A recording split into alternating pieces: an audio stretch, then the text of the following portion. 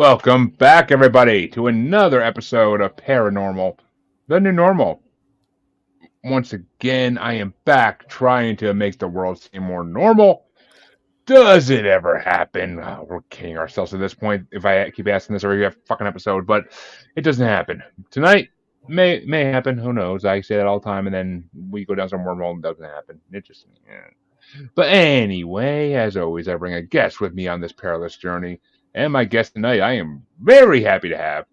My guest tonight is Joy Giovanni, medium, mystic, mentor, and former WWE diva. I had to throw it in there at some point. But welcome, Joy. How you doing tonight? Thanks for having me, Jeremy. I'm happy to be here. How are you doing?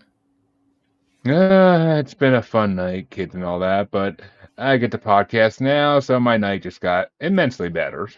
And I got to dig down a wormhole for wrestling a little bit, so fuck yeah, that was a fun few minutes of times what was passed in high school. But let me start off the show the same way I start off every show.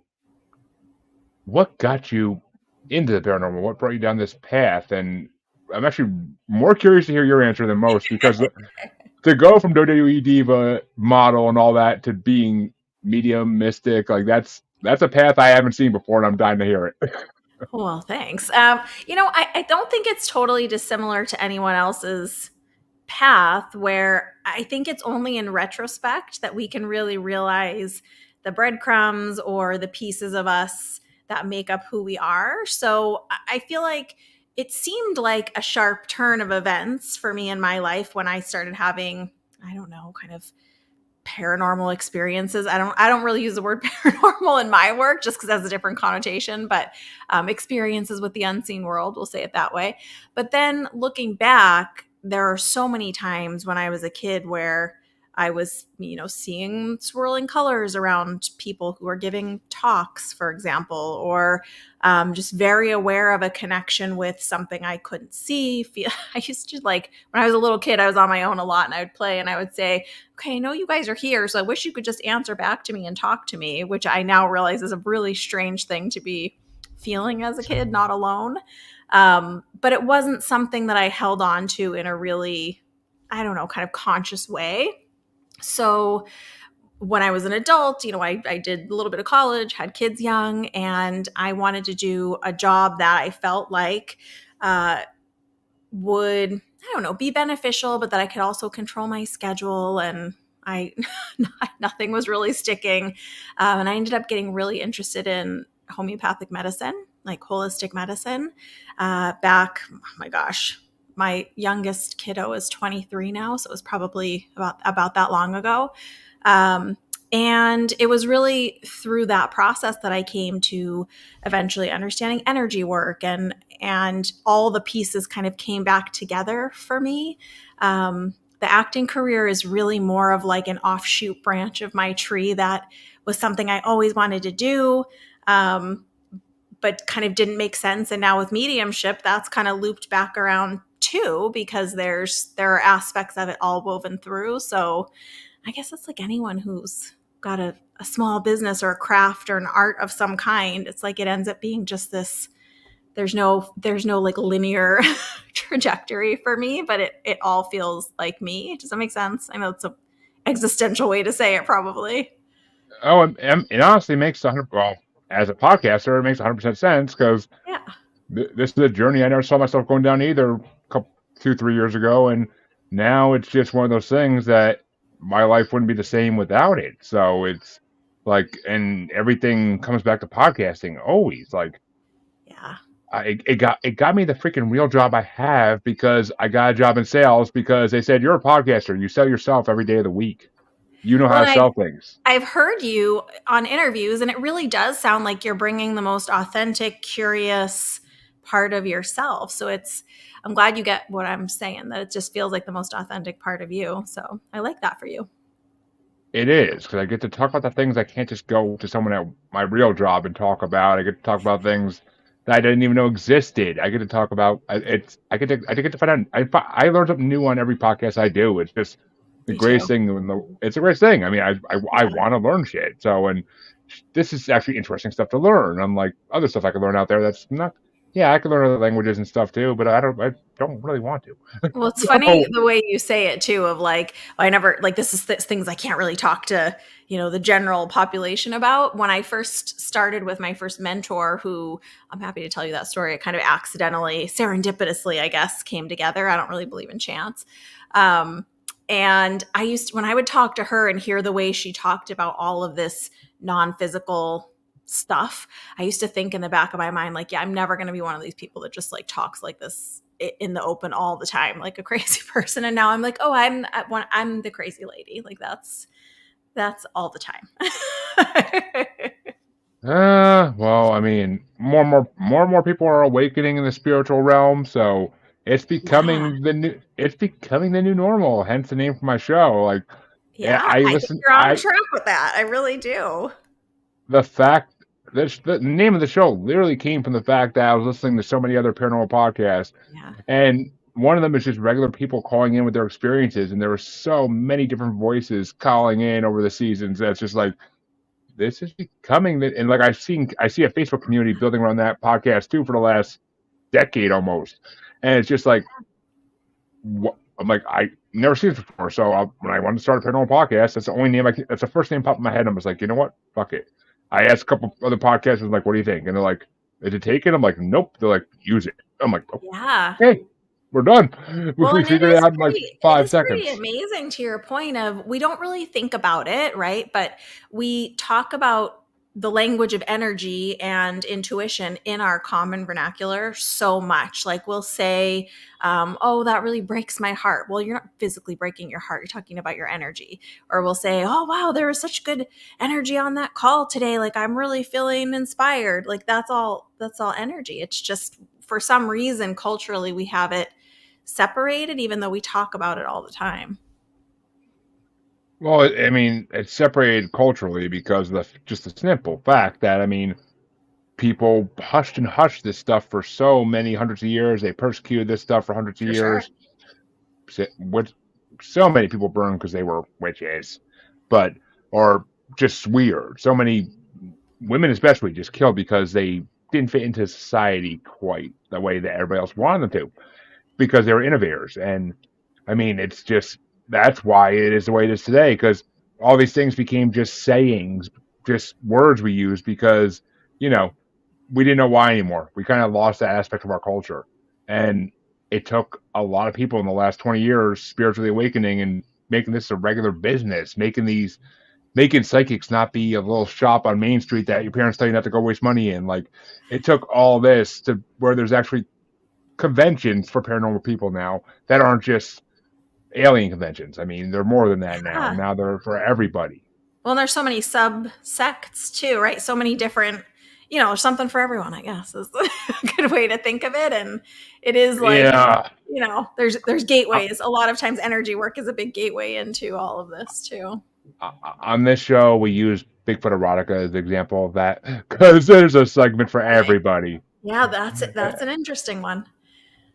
Yeah, there's a sub hole. There's a little hole for everybody to go into if they want to, and go down your own wormholes, people. I don't. I'm not saying I go down them as much as my former co-host Scott like to say I did. I don't go down those wormholes, but no, some of the authors who write them are actually real authors who write good stuff. So I'm just saying, I Oh, don't. I'm not. interesting. Eh, eh.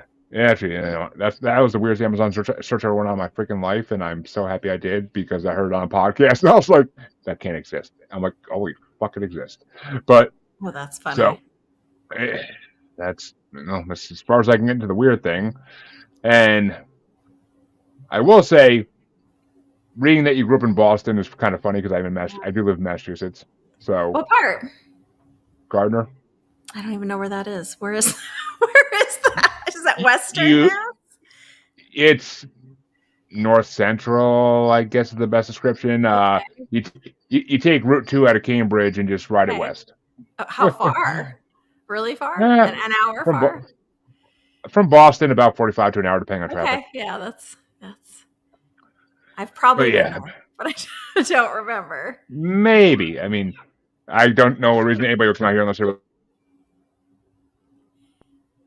But ah, well, let me ask you this: what type of mediumship do you like to do? Because there's a lot of different types. Totally. And I mean, every medium I talk to it has a different way of working these things. So I like to always ask this question. It's a great question. I mean, I think there's there's two parts, right? So we all have different gifts and abilities, and the way they present and the way we work with them is a little bit different. And then there's this kind of challenge of the language, because a lot of people are assigning words to things that it's the closest way of saying it as we can get, but it's not quite right, and so it muddies the waters. So for me, the type of mediumship I trained in is called evidential, which really just means that when people's loved ones communicate, I like them to share some specific details about themselves as a person. The type of details that they'll share really depends on them. Some will communicate things about their personality or share with me memories of their life that I can share with their loved ones. Some will talk about's not exactly the right words. Some will share memories of their life, things going on in your life. Some will talk about little nuanced details about their personality or things they remember. The example I usually give for people is that some spirit communicators, when they communicate, want to talk about the details of their passing, some don't. So really, it's in the details that they bring that they're essentially proving or giving evidence that their soul continues on, just in a different way, that they still exist, and that we can still communicate with them, sense them, that they still know what's going on in our lives, and they still get to spend time with us. Nice. I like that. I do like that.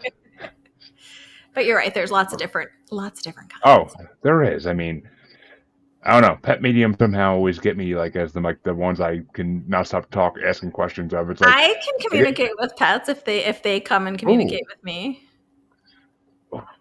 animal communication is just the whole Dr. Doolittle aspect of things is so fucking cool. You Like, know, I'll tell you, they don't communicate incredibly different than human beings because they're a soul. And I feel like this is a little bit debated even in the mediumship community of whether animals communicate, what types of animals communicate, to what degree. I always encourage people just have your own experience and see, you know what I mean? We can't only go off the experience of others. So, yeah, anyone who's had a pet or a animal loved one knows that they're a soul in there, so they communicate a lot like people do, but they have less difficult emotions than us, I'll say. yeah, especially my dogs. They're kind of stupid. They one is just the most energetic, freaking annoying thing in the world. He just wants to. If he had it his way, he'd be running around a freaking 5 acre property all freaking day, just running around peeing and everything. It's very But energetic, huh? oh god, it's as soon as you let him out of out of his cage in the morning to go out, it's just like oh my god, like freaking zoomies every freaking minute of his life, and That's funny. it's annoying because if you don't move fast enough, like he'll start jumping on you and stuff. Like it's like he's like, come on, come on, come on, come on. Like it's just like it's oh my god, Well, see, it's like even a in that, freaking like that's a specific personality type. So, oh yeah. each animal has its own likes and dislikes, its own personality, its own. So that's kind of how the quote unquote evidence of evidential mediumship, if one of them was communicating, God forbid, from the spirit world, they would communicate things about how they're individual from your other family members. Oh, I mean yeah, every animal has their own personality. That's Yeah, 100% just like true. I people. mean, yep, exactly. Which have you ever worked with any less than normal animals? I'll put it that way because I don't like to say strange animals because there's no really strange animals. There's just our opinions. I'll tell you, it's typically dogs and sometimes cats. Cats are a lot like they are in life, where some are very friendly and others are less engaging. So and that really usually goes to their personality. The first animal I communicated with was a horse, which was really interesting. And I Ooh. have communicated with a reptile a couple times. That communication feels very different to me in my work, anyway. What kind of reptile, out of curiosity? It was, I think, one of those bigger, like Komodo dragon type Oh, so lizards. like a mon lizard Komodo dragon like I type think thing. so. Yeah. Yeah, I'm remembering. It's been a while, but if I'm remembering correctly. And people who we love our pets like our family. So it's often the same things people are wondering, are they okay? Are they upset about something, the end, their illness, whatever it is. So it's often the same sentiments, really. exactly. And hey, Nicole, thanks for coming and watching tonight as always. Hi, Nicole. So, so, I'm trying to think how I want to phrase this, but I'm like, if you're afraid of offending me, don't be. Just no, say. no, not even that. Just I like you got to phrase questions right with this type of stuff, otherwise you get different answers. That's very true. So every medium I talk to also has different ways of communicating, whether Mhm. like habits, like whether some like candles, some like incense up first, some freaking like to have mirrors around the tables for some odd reason. I don't know why. Mirrors to me would be the last thing I want around my table when I'm talking to the dead. But okay, it people's have their own choices. But I don't mess with mirrors for reasons. But like, is there any habits or rituals you do before you like to start working? No, nothing at all. Um, the way I'm trained and the way I work and the way I've seen a lot of colleagues work, think of it kind of like a baseball player. If a baseball player has a certain little bit of ritual that they like to do before they like throw their pitch, for example, a lot of them have this series of like touch my hat and pull my shirt, and it's kind of like that. So if it's something that makes the reader feel more comfortable or feel like they're ready to work, it's kind of a personal preference, but there's nothing we like need to do to set it up. I mean, some people have rituals. I mean, that's Yeah, from my exactly. experience. Like, I mean, I've talked to other mediums too who say like, yeah, I don't do anything. Like, I could just be driving my car and they'll start talking to me. Like, there's nothing I can do about it. It just comes when it comes.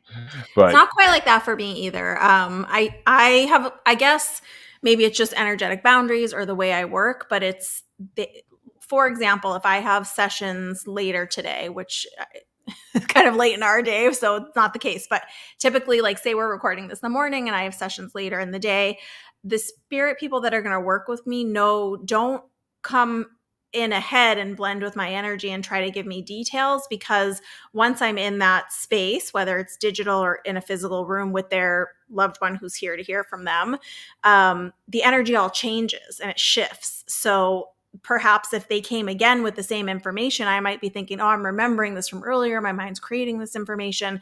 So even if I am aware of them earlier, I ask them or request of them, you have to come in differently so I can give different details about you so I can work. So I also, it's not really a good thing to just be kind of this open all the time. oh, Like, we need to you, manage our own energy too as responsible mediums. So oh God, yeah, you don't leave you yeah. don't leave the portal open. On That's a bad idea. And I mean, well, when Nicole, go back to what I said a minute ago, says that mirrors are good for scrying. However, and Everyone likes to yeah, work differently. It just depends on the work, the divination or spiritual work that person feels called to. And the other thing I always like to encourage people is that can change over time. So there was a time early in my work, for example, that I really loved tarot cards and card reading and did a little bit of pendulum work, and then there was a time where I didn't touch cards for several years just because I didn't feel called to them at that point. So I like to encourage people, like, it's an artistry, it's a fluidity. It doesn't have to be like so in the box. Do you know what I mean? exactly. I mean, you don't have to. It's not like certain fantasy worlds out there where you pick one thing and that's what you got to work with the rest of your life. Like, Yeah. there's a great book series called Paper Magician. It's the first book, and it was actually supposed to get turned into Disney movies at one point, but they Oh. never freaking did it. It was really good books, but that's one of those worlds where you have to choose a specialty, and you're stuck in that specialty for the most part. So, but I Nicole mean, had a that good being said, question. it's good to like become an expert in your field, particularly if you're going to work professionally. That is one of my little kind of pet peeves is back to what you said about like the people with the neon signs who everyone's like, oh, don't go to them, they're not real. There's always going to be, you know, either scammers or people who are just less than professional level who are charging. So yeah, find your Oh own practice, do what yeah, you like. But if you're please have some level of mastery before hanging your shingle.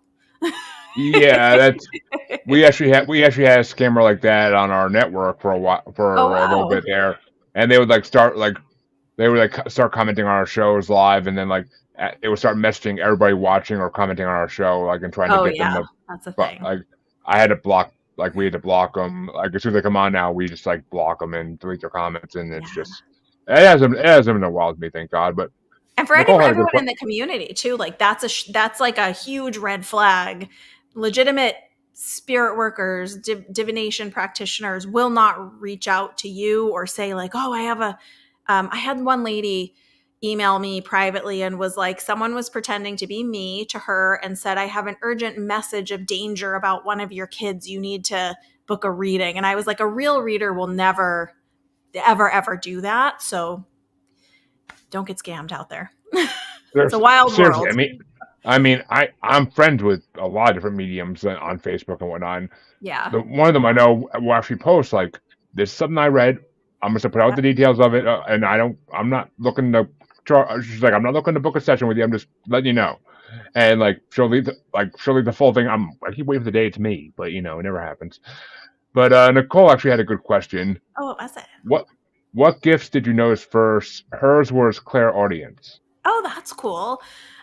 So for me, the way I understand it now is it used to be taught that all of the clairs are these separate faculties, separate senses, and really it's a whole group of senses that work essentially on a wheel together. So we might feel stronger in one area or another, but we really do have all of the different clairs, clairaudience, clairsentience, clairgustience is the taste and smell. Claircognizance is the knowing. So for me, the way it came in, it's so tough to like delineate it. I want to say not in mediumship necessarily, but in the psychic work and in the sensing, since my doorway in was really through Reiki, it probably came in the sensing first. But that being said, from the time I was very small, I could, when I closed my eyes, I would see swirling colors and I could perceive colors differently and colors around people.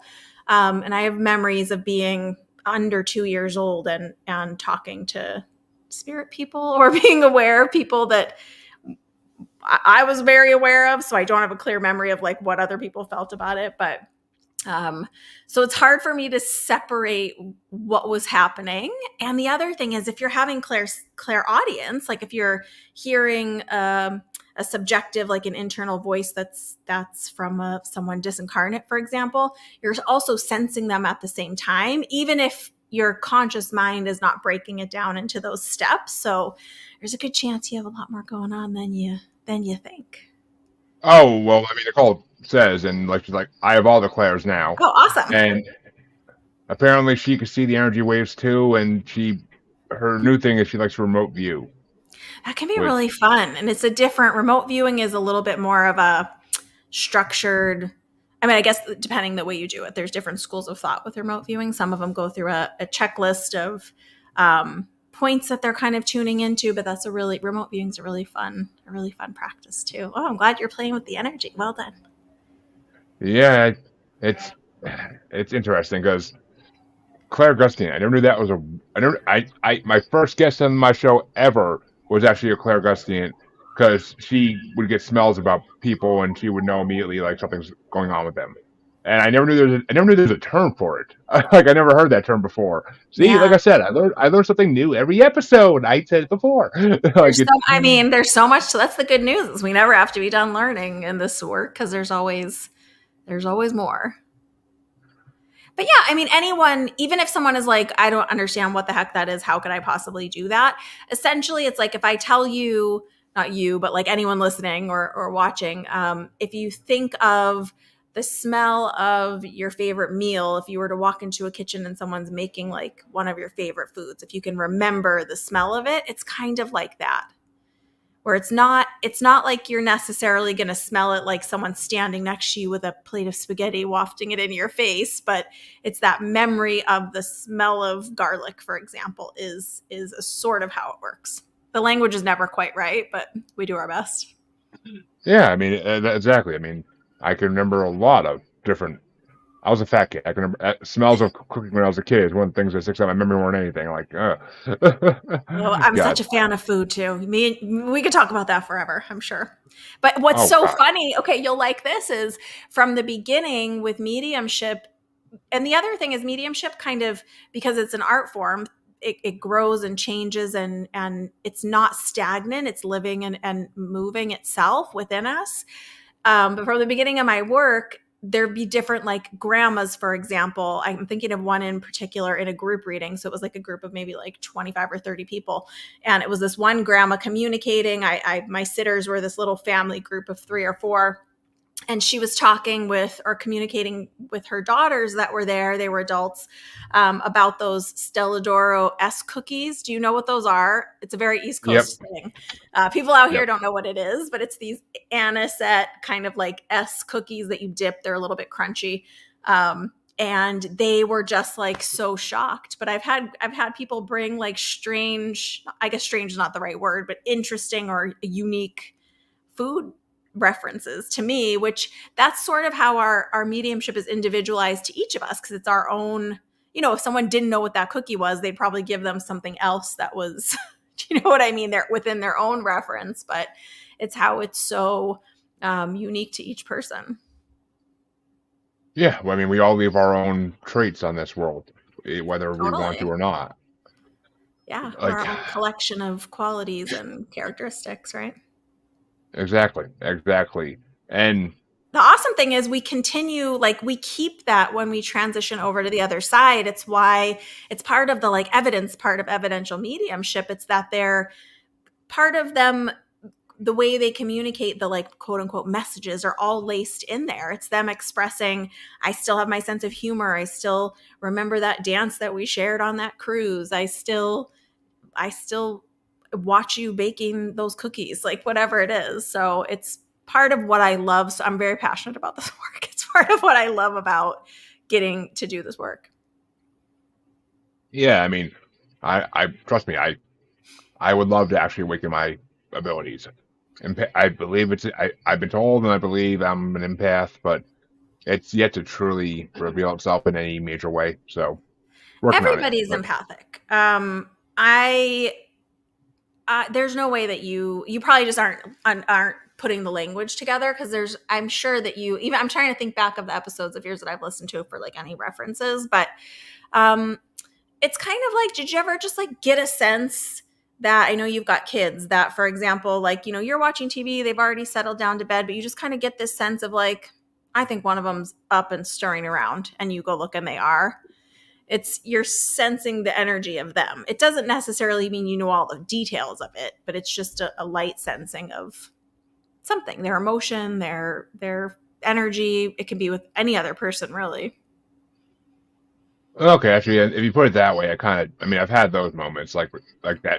That's like, I mean, everybody has those to some degree. That sense of dread or danger that something bad's going to happen in the next like few minutes or something. Yeah, Even if it it does, doesn't even have to be bad either. It can be like across the board in any area of our life. It doesn't have to be a bad thing. And it's not, here's the other piece of the language I think that might help, is it's not about predicting the future. It's about sensing and understanding what's happening right now. So like, for example, if you've ever felt like, yeah, extrasensory perception is sometimes what they used to call it.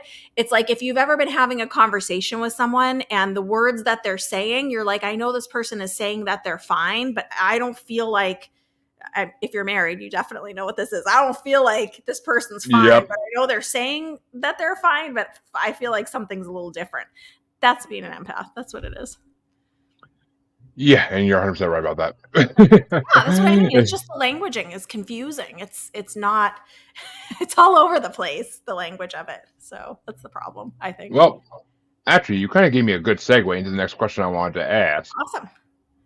Can anybody, in your opinion, become a psychic or medium? I asked this question of a lot of people, and the answers vary to some degree. But Okay. So I'm going to give you my answer right now. If you ask me in 10 years, I might have a different answer. But as I understand it right now, so I believe that we all are empathic, intuitive, psychic. Those words are, they sort of mean the same thing.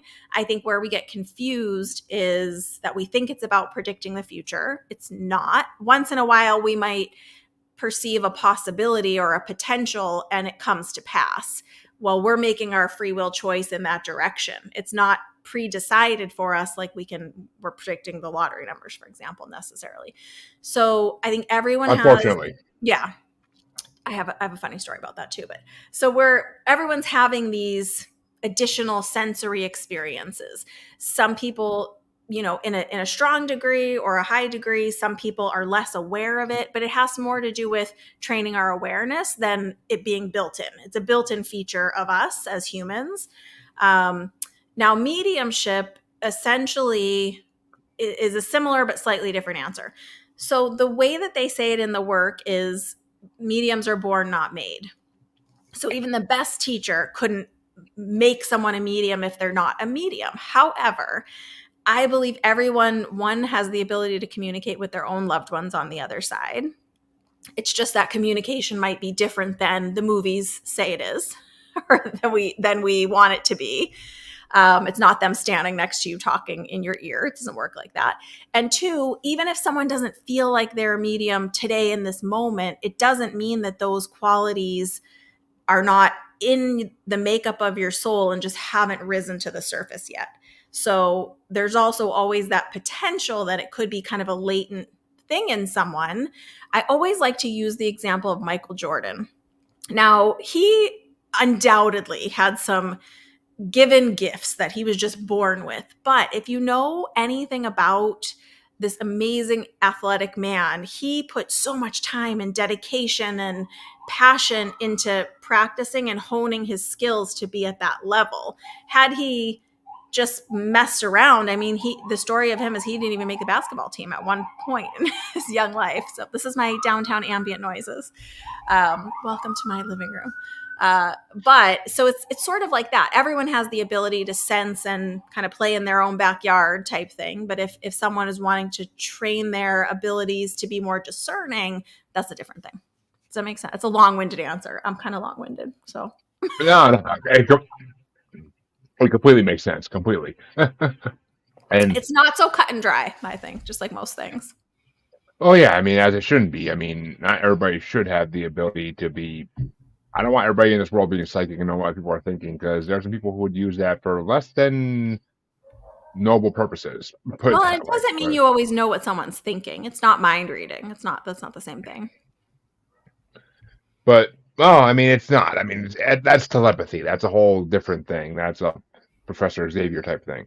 But I wish I could do that. Come on now. And think of That's how many freaking. things we have going on at the same time. We might have a conscious thought, then we also have the true thought, then we have the subconscious behavior that's causing or affecting these thoughts. Then we have the core qualities of who we are as a soul underneath all of this id personality part. So we're complex beings, us Actually, humans. funny you say it that way, because I just saw Inside Out 2 last night, Oh, and I saw that. Did you like it? it was good. It was good. I would have rather gone see Deadpool Wolverine, but Okay. kids, Well, I it saw was it a kids. while ago, so. It, it was the kid's choice, and so yeah, I had to see Inside Out 2, and it's funny because that the whole thing about the core belief it being like the sole message behind that movie is like Yeah. it's kind of funny that's like the synchronicity of what you're just talking about That's come why together. my Like friend took me to see that movie. She's like, "You're gonna love it." We saw it several weeks ago. So yeah, it's so synchronistic. What can I say? it really is. Synchronicity on this show is a common theme. I'm not surprised at all. So gotta ask, do you Yeah. think people have their do you think people can have their spiritual awakenings intentionally, or do you think they can only have them when nature wants them to happen? I think we can have them intentionally. I feel like the just from my experience of all these years in this work, not only in myself, but with other colleagues and students and clients, it's more about, are we willing to do our own personal development, our own emotional growth, our own working on expanding our perspectives, for example. If we choose to be, just think of like the most grumpy, curmudgeony, telling everyone off in traffic person that you can think of, we can choose to stay like that, or we can choose to be available for other emotions to come in. Since all of this work moves through the faculty of our emotion, that's what's quote unquote blocking us. If there's a block, or if someone is not, I don't know, expanding in their spiritual awareness, for example, it's almost always an emotional or personal development thing that's not being addressed. Those two have to grow in tandem. So I think anyone at any age, at any time in their life can make a different choice, or can make more choices. But they can also choose not to. That's kind of the pesky part of free will, I guess. Is that Yeah, I mean, is that what you were asking, or did I answer a totally different question? no, you got it for the most part. Okay. I mean, it was funny because I was kind of tough. I only had one show last week because I had a couple people who couldn't make it, Oh, bummer. and it happens every freaking week of my life. I'm used to it. It's why I book so many freaking interviews. But we had a conversation at the end of the episode in depth about like how alcohol and other substances like impede on people's spiritual awakenings because it's taking them out of their natural mind, so they can't even grow their mind because they're just stunting it with everything else they're doing. I am not so much a purist like that, and I know some people even go to the extreme of like, you must be vegan, you must, have, there's all these rules and conditions. For me, it's, I really feel like, I know this amazing medium. She passed away within the last couple years. She was in her 80s. Her name's Mavis Patilla. 50 years a medium, one of the most respected and incredible mediums in the field. She loved her gin and tonic, and she would tell it right to your face and would not quit smoking for anything.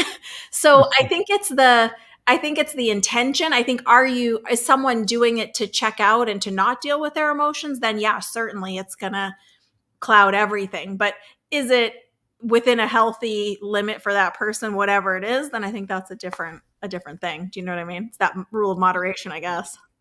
Yeah, I mean, I can agree with that. I can, and I gotta say that Matilda is a woman after my own heart.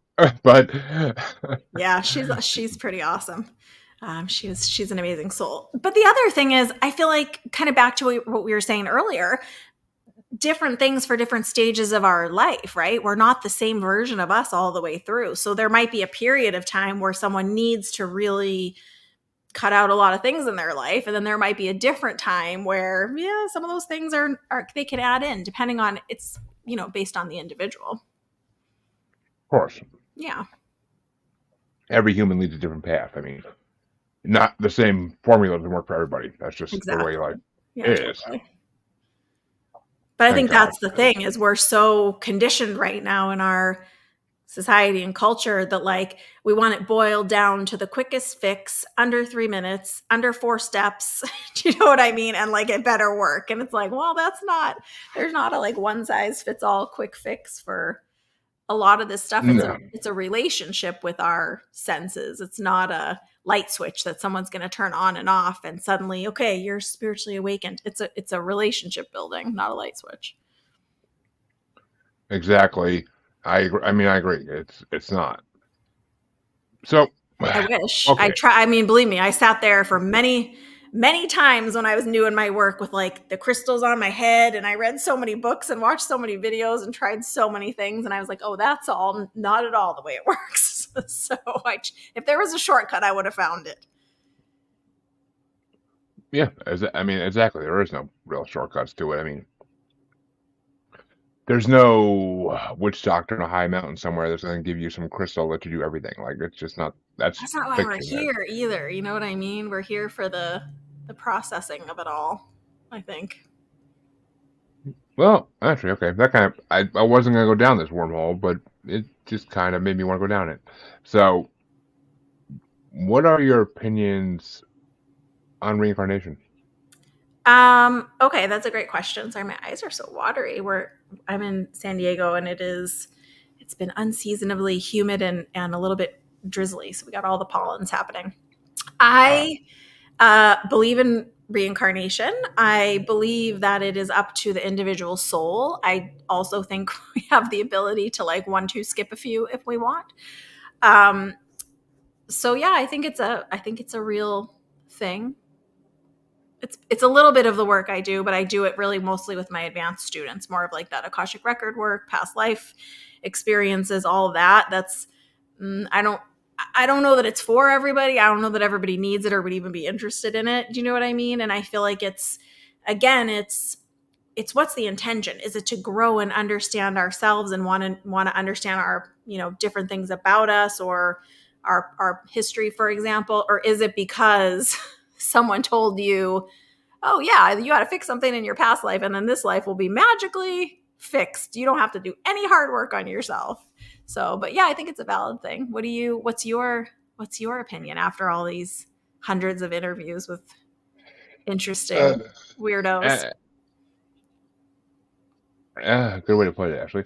But Well, that's such a loving term for me. Like we're all amazing weirdos. That's what I love about exactly, humans. fucking exactly. It's an ever evolving opinion, of course, but Okay.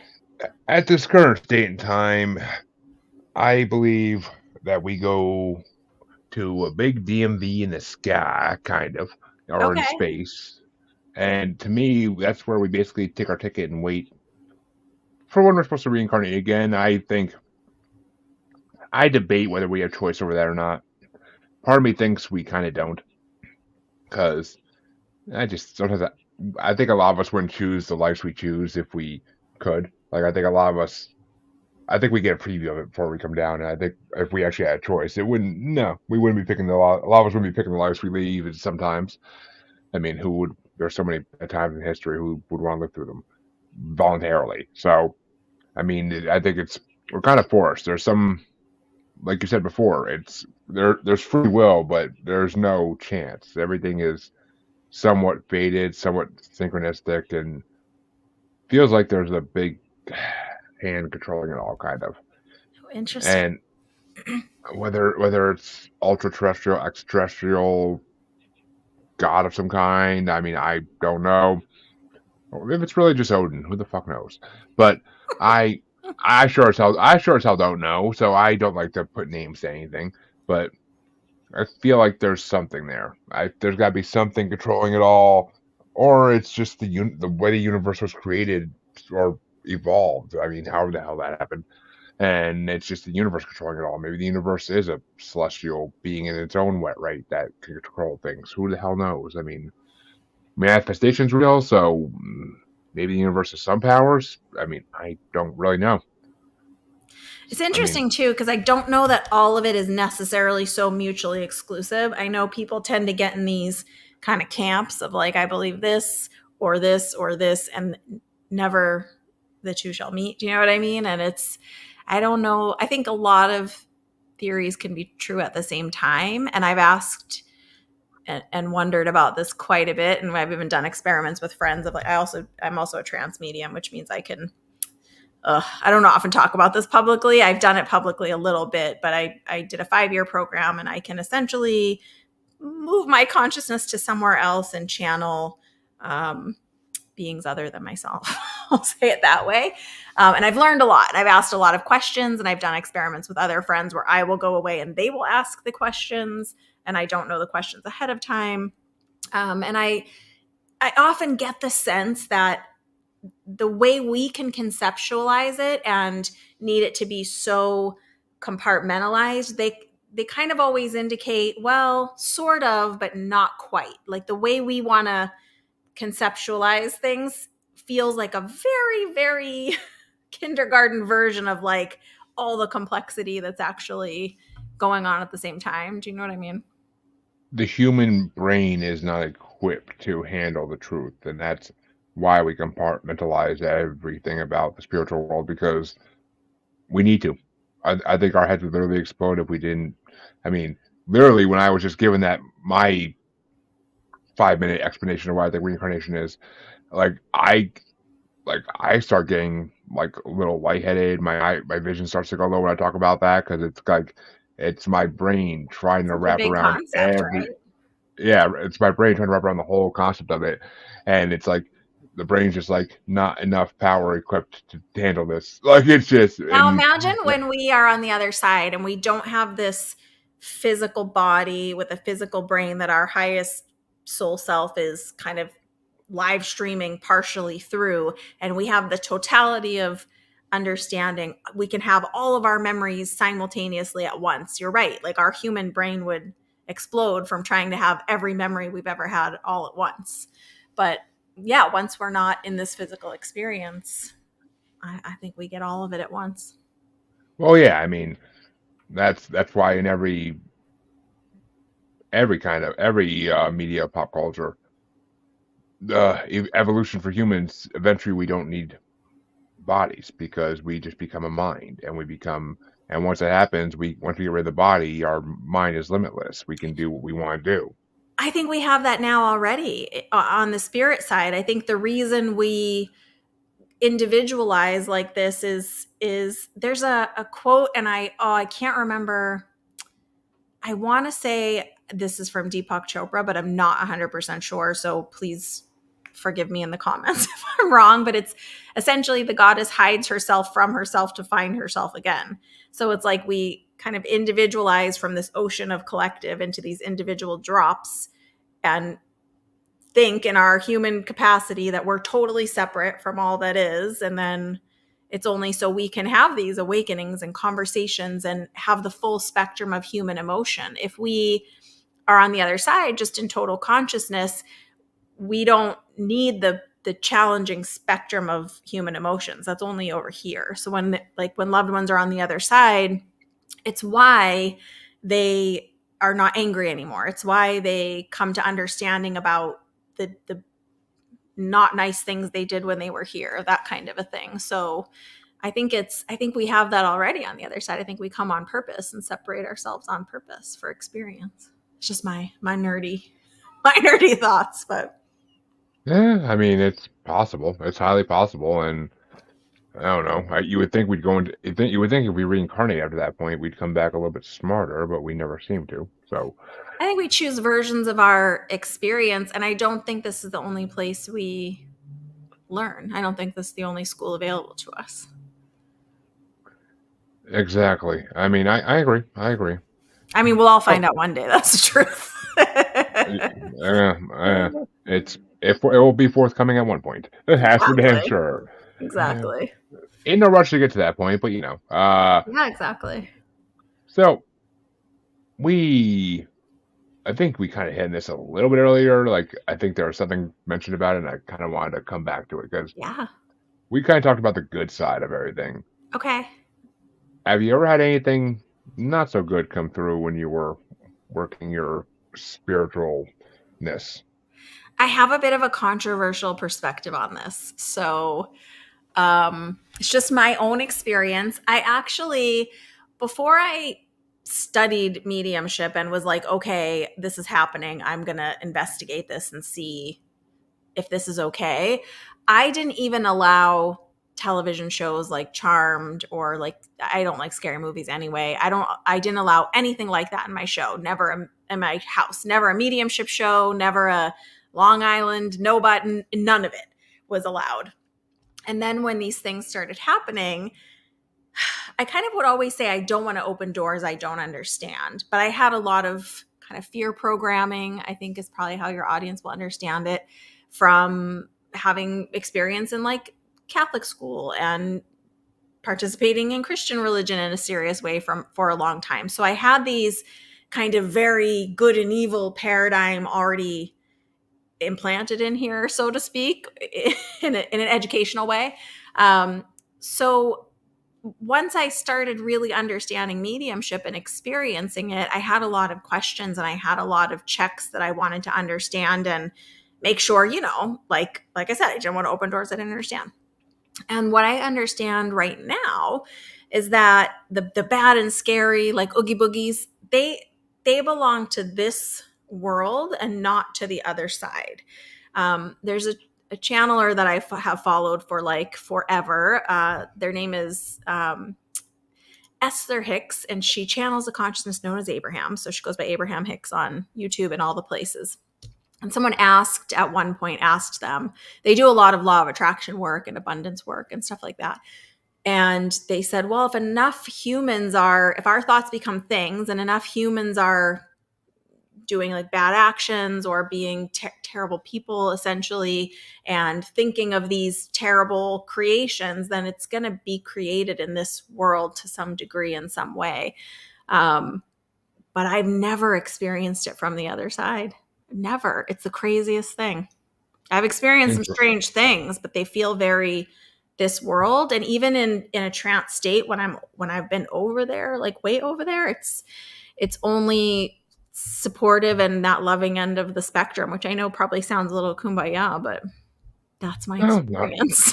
So I know it's controversial and people want to hear about the bad stuff, but I think that belongs to this realm here. I mean, it's a theory. It's definitely a theory that's popular, and is it? Okay, I feel like it's very unpopular when people hear me say it. No, I mean,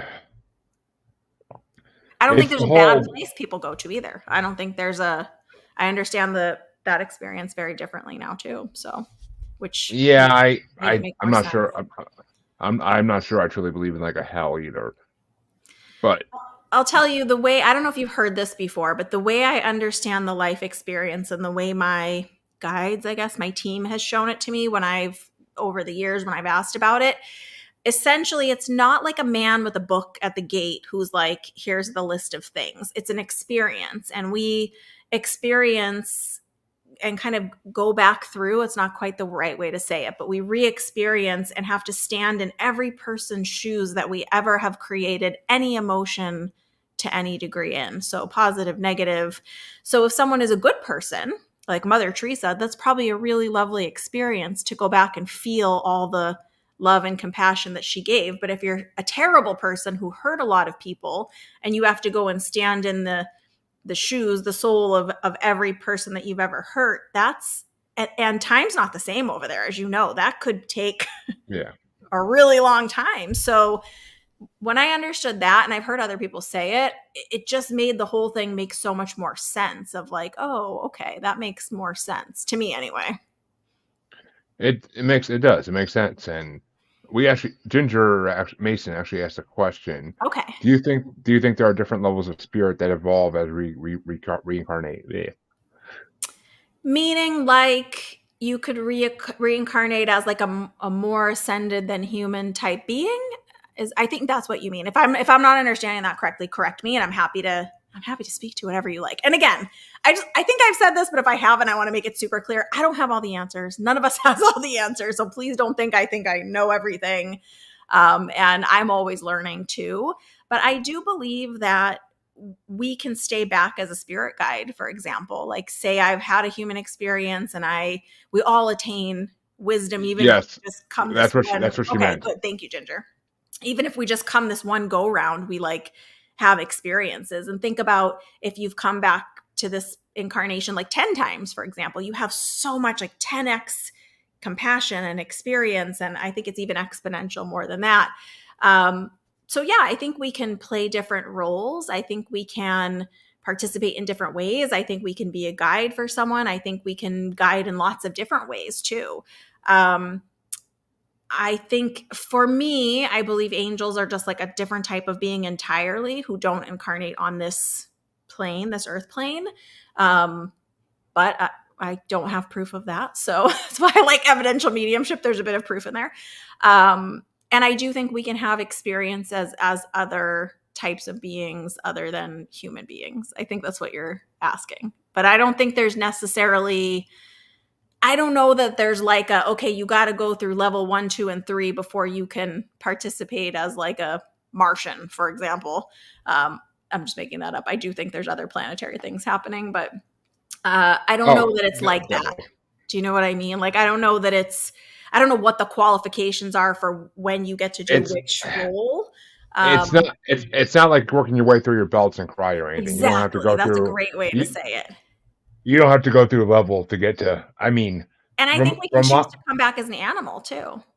I was just gonna say, from my beliefs I put together from talking to so many different people in this world, you can come back as an animal. You can come back as a different, an extraterrestrial, ultra-terrestrial species. Like if you really want to, like you have. You can be a cactus if it serves your soul's.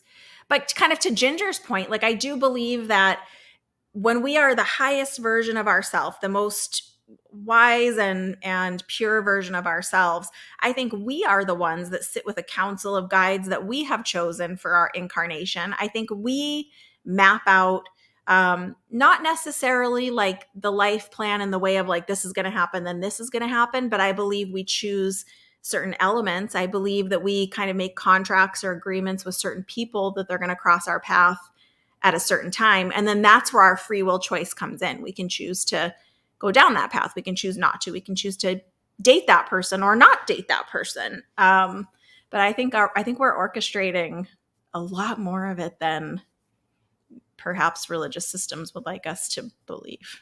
Oh, I'll say it that way. And I have no shade on anyone's religion. Everyone, please, no shade. Believe whatever you believe. It's all good. Yeah, we're not going to get into my opinion on organized religion. That would be another Most of us that'd be have another some opinions about it, but yeah, as I we think should. everyone can. I don't think these things are mutually exclusive either. It's just like we all have lungs to breathe. We all have this group of additional senses that we come in with kind of stock, if you will. Yeah, I mean, it makes sense. It really does. It just, I don't know. I mean, look at like the Heart Map Institute, for example. If anyone Googles the study, they now have studied that the the heart, the organ of the heart, gives off an electromagnetic field, an energetic field that goes more than 4 feet out around. It's our auric field. And most of us know it in common language back to the beginning of our personal space bubble. How every person that I could think of has probably experienced when you're in a line at the grocery store, for example, and you're just zoning out or doing whatever you're doing, and someone comes too close in your space. You don't see them, but you turn around because they're in your auric field. They're in your bubble. You talk to a 4-year-old yeah, and you know what their personal space bubble is. exactly. I mean, and trust me, I Instacart, so I feel this a lot. Like it's just that person that's too close to you, and they're just being freaking, like That's they're being ready to. psychic. That's psychic. I mean, it's like You're they're breathing right down sensing your neck. energy that's non-physical. It's not someone physically touching you. It's just that their energy is too blended into your energy. That's what it is. See, it's just the Exactly. language. It's you do know what these things are, Jeremy. You're more advanced than you think. Someone want to tell my wife that? Yeah, sure. She's probably double advanced of you though, so we'll see. Bring her in. Probably, but well, Ginger says that she thinks that your auric field is an aspect of your soul.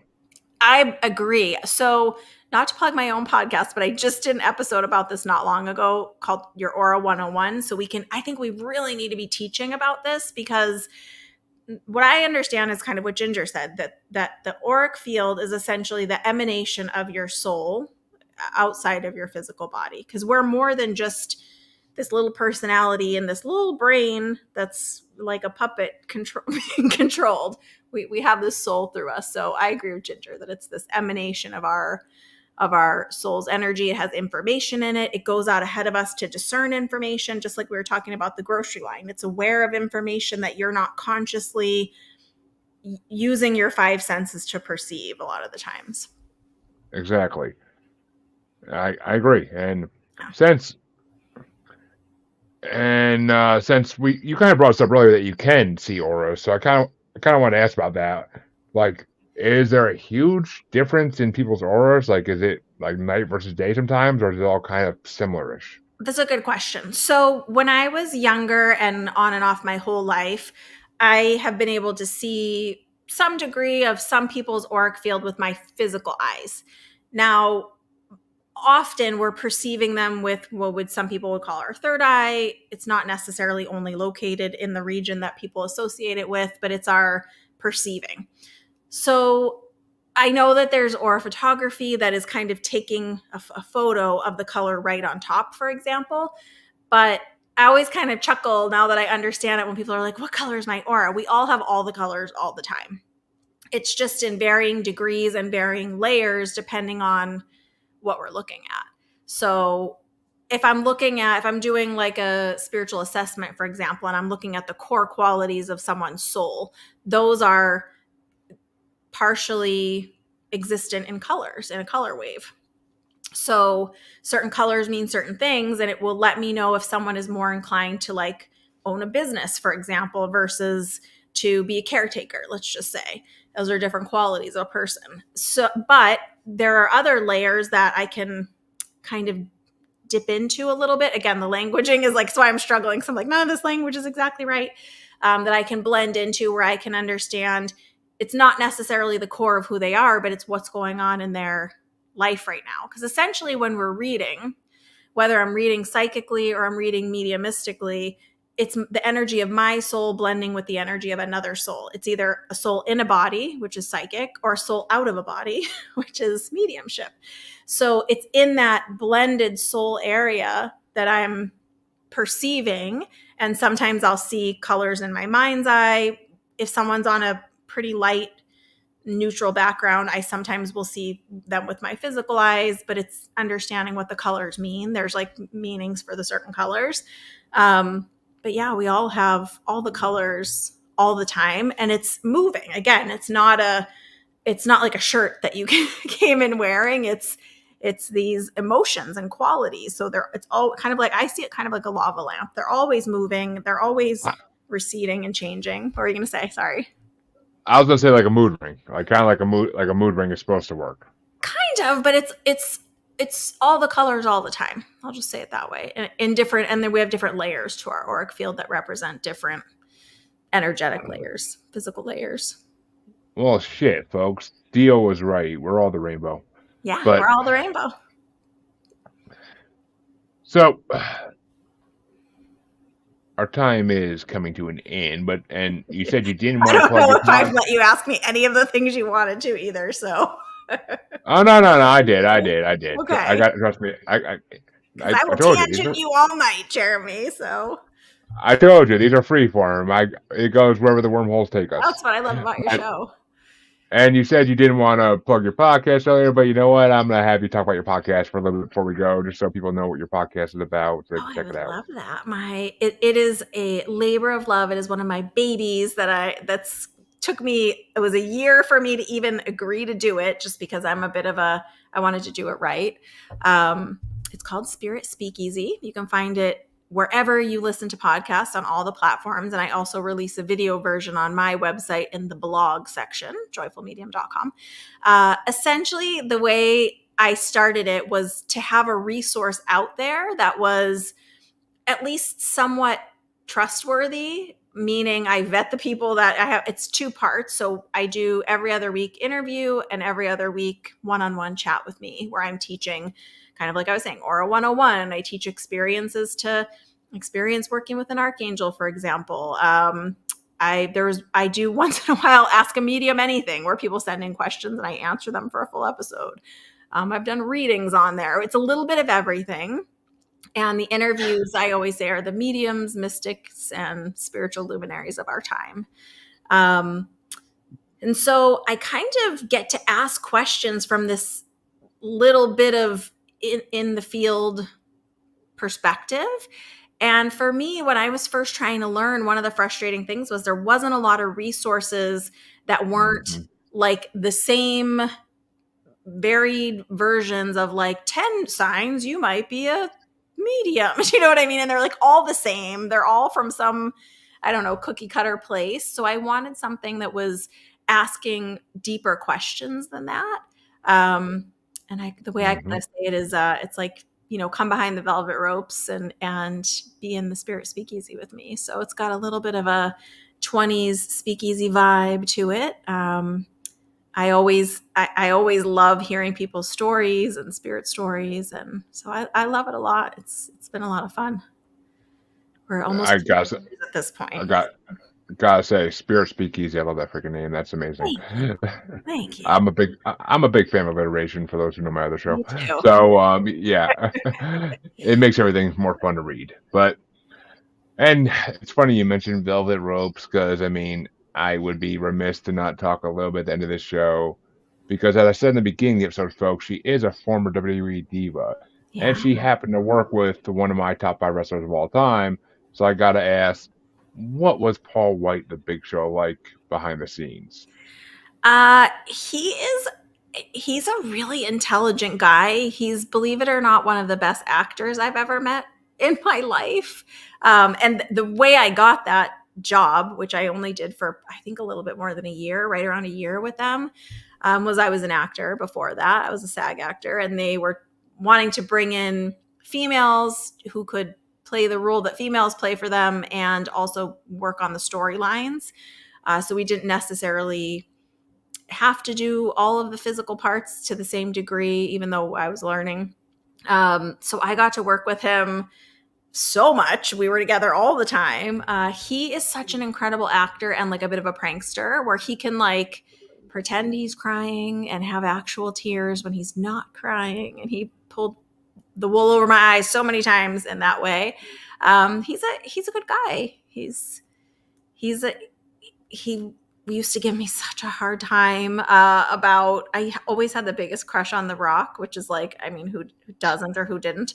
And they're all really good friends because they worked together for so many years. And I got to work with Dwayne multiple times, and we'd be kind of doing something or blocking for, sometimes they make you practice parts of the things that are going to happen earlier. And I had a lot of those of you, a lot of your listeners probably don't know about that show, but I was kidnapped and locked in trunks of cars, and lots of crazy things happened to me on that show. And show would give me such a hard time and be like, if you don't XYZ, or if you don't, I'm going to call Dwayne right now and tell him that you have a crush on him. And I'd be like, oh my God, don't do that. Cause we would see them all the time. So he's like a big, giant child. He's an actual 7-foot child is how it feels. Oh God, yeah. He's I a mean, great guy. Yeah. yeah, because I wish Netflix renewed his the Big Show or whatever it was called. I never got to see it, but Oh, he's a great actor, I'll tell you. he did such a good job on it. Like it was incredible. Him playing a dad role is just it fits perfectly. But He's so good. I and mean, he's good. it's funny because when I was a kid, like I was a big kid. I was tall, I was big, like, and so that was one of my favorite wrestlers because I could relate to him, and Oh, I'm like sure. he was always such a cool guy. I mean, he always seemed Yeah, like such a he's a cool cool guy guy. behind. He's I mean, 7 feet. I'm all of 5'2", so there's a big there's people would be like, Yeah. is he actually that tall? No, he's actually that tall. So Oh yeah. I mean, he's got a foot on me at least, but it's just I mean, that's the guy I always wanted to be. Like every time we wrestled on the trampoline as kids, I was the Big oh, Show. I love Like, it. I love it. And I yeah. guess So I had to he bring. did get to meet and spend time with Andre the Giant on multiple occasions. We had Yep. talked about that several times because I was a fan of him when I was a kid. I mean, being from the East Coast, I think everyone who's in their 40s has some story about watching wrestling with cousins as kids and superplexing each other off the couches and stuff. So, Oh God, yeah. Oh, God, trampoline. We hurt ourselves so bad, but yeah. And those guys really hurt themselves too a lot. So, they do. I always say it's entertainment, but it's sports more than entertainment. Like it's yeah. physical as could I be. have so much But respect for all of the athletes because they really do. They really do. There's a lot, and there's a lot, kind of like we were talking about before we hopped on, that there's so many subcultures within everything, and there's so much to know behind the scenes of that world too, which is, yeah, it's really interesting. It's a different culture for oh, sure, it is. It's a whole world in its own. And and especially during that time when I was there in the kind of mid two oh thousands. yeah, the end of the Attitude Era, the beginning of the Ruthless Aggression Era. Yeah, big big changes, big time. A lot of up and coming stars who are now legends at this point. So I mean, Yeah, 20 years later, but yeah. I mean. And folks, yeah, I know this isn't a wrestling show, but I couldn't not bring that up. I know Come on, it comes up. It comes up. I get emails oh, every now and then from supporters who are like, "Did you know you just came out in the new video game?" And I'm like, "No, I didn't actually." So thanks for. I don't play video games, so thanks for letting me know. So that's often how I mhm. find stuff out is from the people. Yeah, and I mean and did I also see that you were in the Beast and the Harlot video? Because I I was. fuck I fucking love that song, and ever since I read that earlier tonight, I've been trying to picture the video, but I just can't because it's been like 20 years since I I think watched it. But my publicist at the time knew the bands, someone associated with the band, and they requested me. It was a strange point in my career to be doing a music video. That's why it sticks out. Um, yeah, it was a great time. It was a crazy experience. It was filmed in a beautiful little theater in LA, so it's got the kind of gold, you know, kind of opera style out there in the audience, and it's really, yeah, it was a cool one. It was the original band too back then. yeah, I mean, I love that album. Yeah. I'm not a fan of them anymore, but that album was high school magic. So, That's funny. uh folks, you heard a little about you heard a lot about where you could find her. So please go check out Joy, check out our podcast, please. Oh It's yeah, I should tell you I have a free gift for all of your listeners if they're interested. I don't want to take I know we're closing out, but it's a oh, go ahead. free 3-day mini course. It's called Sign Magnet, and it helps people learn how to get signs from the universe. It helps people learn how to use numbers as signs. So anyone that sees like recurring numbers 1111, 444, that kind of a thing, it teaches you what all the numbers mean and how to use them to get signs, and it teaches you how to get signs with your loved ones on the other side. If you go to the homepage of my website, joyfulmedium.com, you'll see it there, and you just put in your name and email. It's totally free, and it comes right to your email. Well, there you go, folks. That's a great way to put it. Yeah, anyone can get signs. Super easy. Well, there you go. And for all the watchers of this and rewatchers of this, I shall post that link to her site in the comments so you have it. Thanks. And just to make it easier. And you all know where you can find me. If you don't by now, just freaking shame. Freaking shame. But check out the outro. It's all there. And I will be back on Wednesday with another interview. So till then, have a good night, everybody. Thanks for having This me. it's been my pleasure to have you, Joy. And listeners, thanks for listening. This big show needs some sleep. So yeah. Good